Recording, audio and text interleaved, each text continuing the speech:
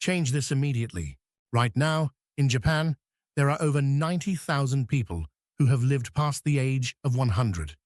That's one of the highest concentrations of centenarians in the world, more than any other developed nation.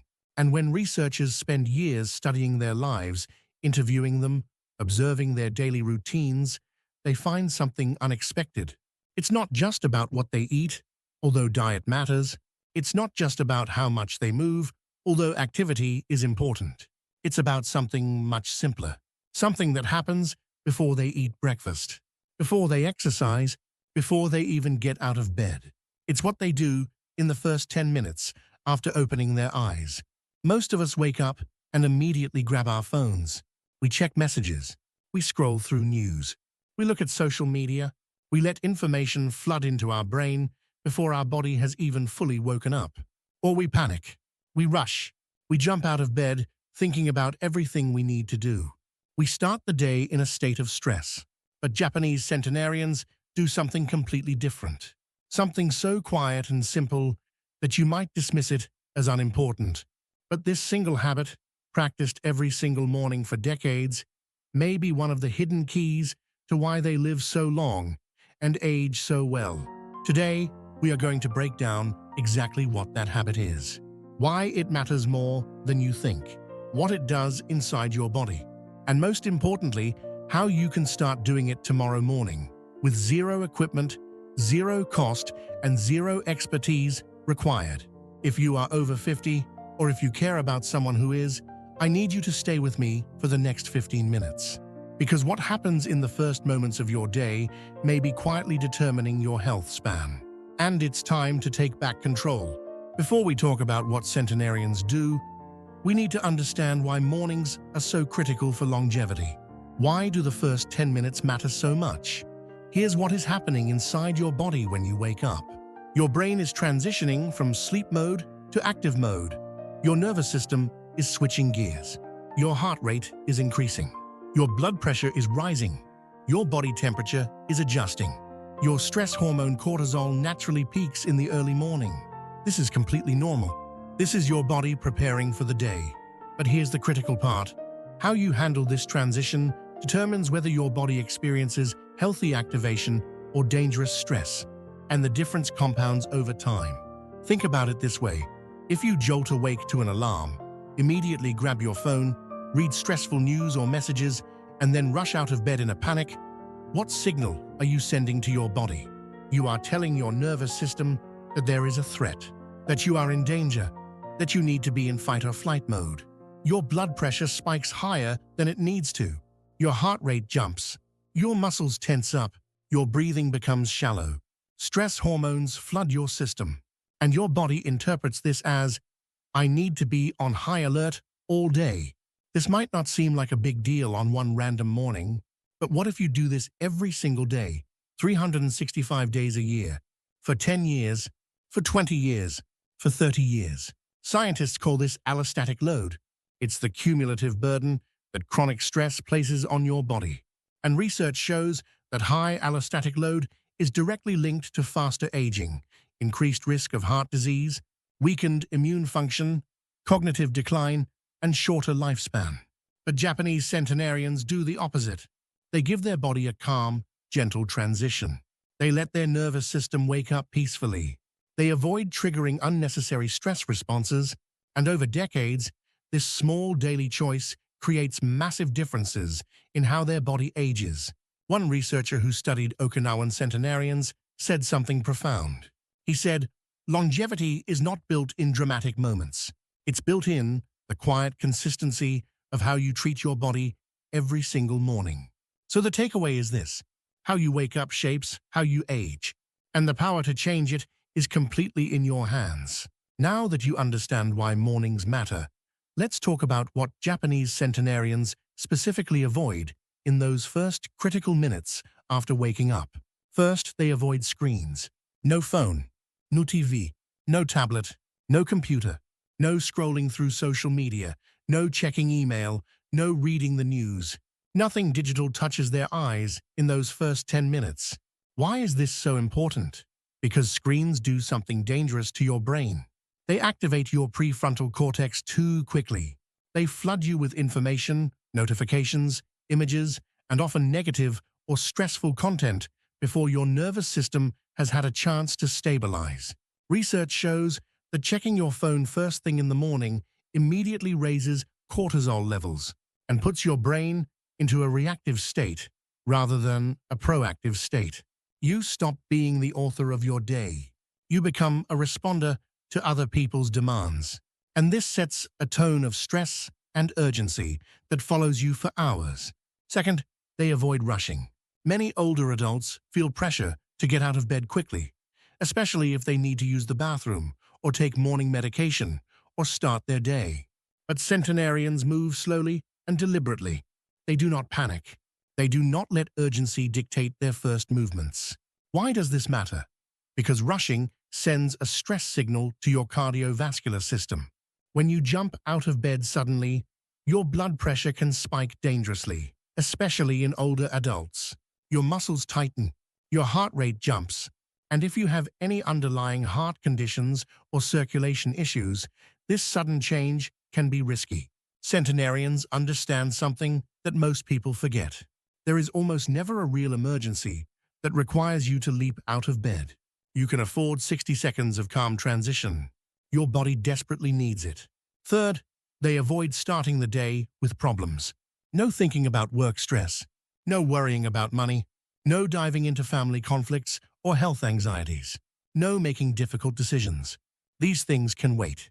The first 10 minutes are sacred. They are for resetting your system, not for loading it with cognitive and emotional weight.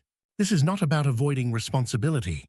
This is about protecting your nervous system during its most vulnerable window. Once you are fully awake, grounded, and calm, you can handle problems much more effectively. Longevity is not just about what you do. It's equally about what you stop doing. And for Japanese centenarians, eliminating these three patterns, screens, rushing, and problem loading, is absolutely foundational to their morning routine. You might be thinking, but I have responsibilities. I have to check my phone for work. I have to get moving because I have appointments. And I understand that. But here is the truth. Those things do not have to happen in the first 10 minutes. You can give yourself that small window of calm. Your body will thank you. Your health will thank you.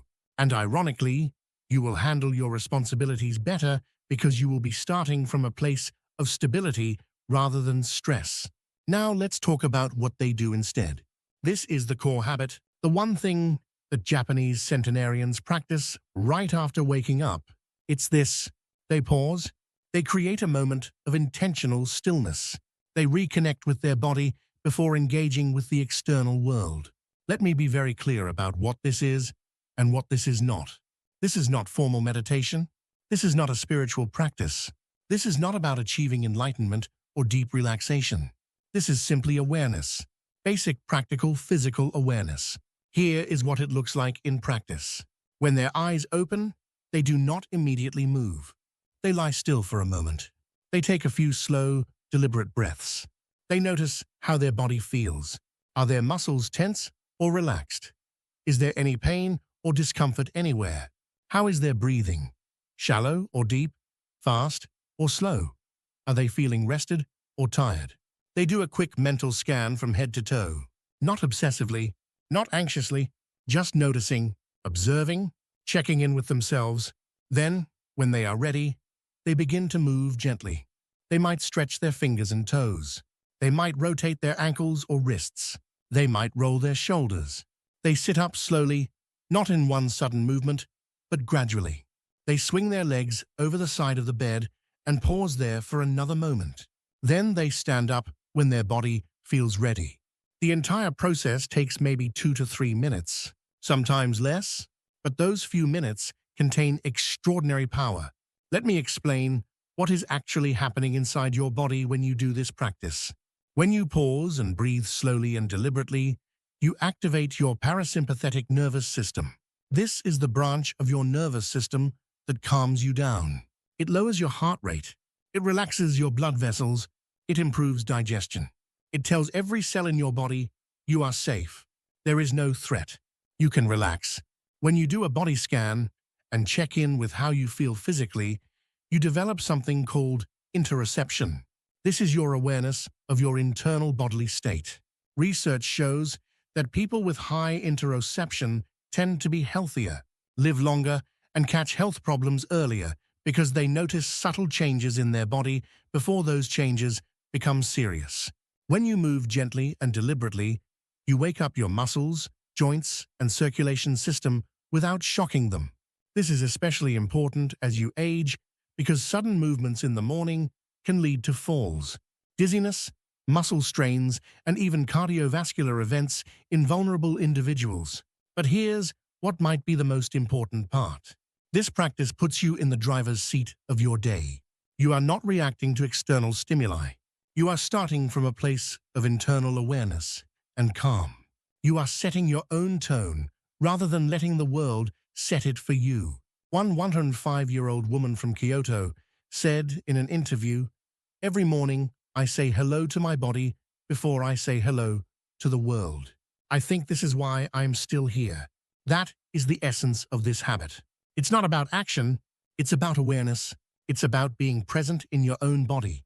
And that starts the very moment you open your eyes. So, what does this habit actually do for your health? What are the real benefits? Let's be very clear and honest here. This is not a cure. This is not a medical treatment. This is not a guarantee that you will live to 100. But there are observable patterns and potential benefits that research supports. First, this practice may help lower morning blood pressure spikes. When you wake up suddenly and rush, your blood pressure can jump dramatically in just seconds. For people with hypertension or cardiovascular issues, this morning surge is actually one of the riskiest times of day. But when you wake up gradually, breathe slowly, and move gently, your blood pressure rises more smoothly and stays within safer ranges. Over time, this reduction in daily cardiovascular stress may lower your risk of heart attacks, strokes, and other serious events. Second, it may stabilize your autonomic nervous system. Your nervous system has two modes: sympathetic, which is fight or flight, and parasympathetic, which is rest and digest. Most modern people spend too much time in sympathetic mode because of chronic stress. By starting your day in parasympathetic mode, through slow breathing and calm awareness, you set a healthier baseline.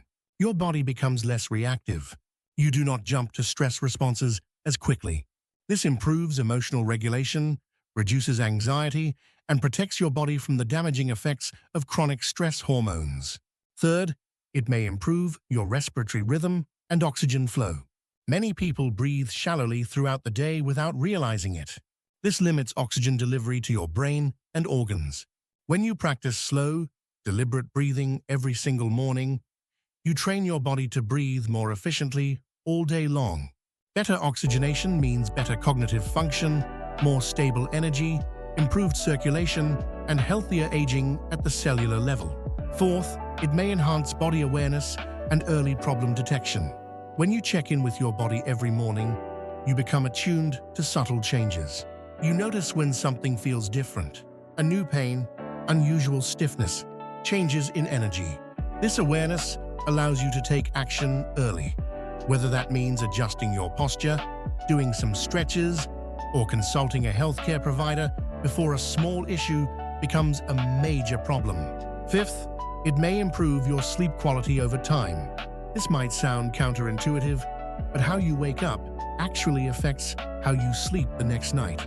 When you start your day calmly, your nervous system maintains better balance throughout the day, and this makes it easier to wind down at night. People who practice calm morning routines often report falling asleep faster and sleeping more deeply. Again, I want to emphasize that these are not medical claims. These are patterns observed in long-living populations and supported by research on nervous system function, cardiovascular health, and stress physiology. Your individual results will vary based on your health status, lifestyle, and many other factors. But the logic is sound and the risk is zero. A calm, aware start supports a healthier body. A healthier body supports better aging, and better aging supports a longer, higher quality life. Now let's look at how this actually plays out in real life among Japanese centenarians.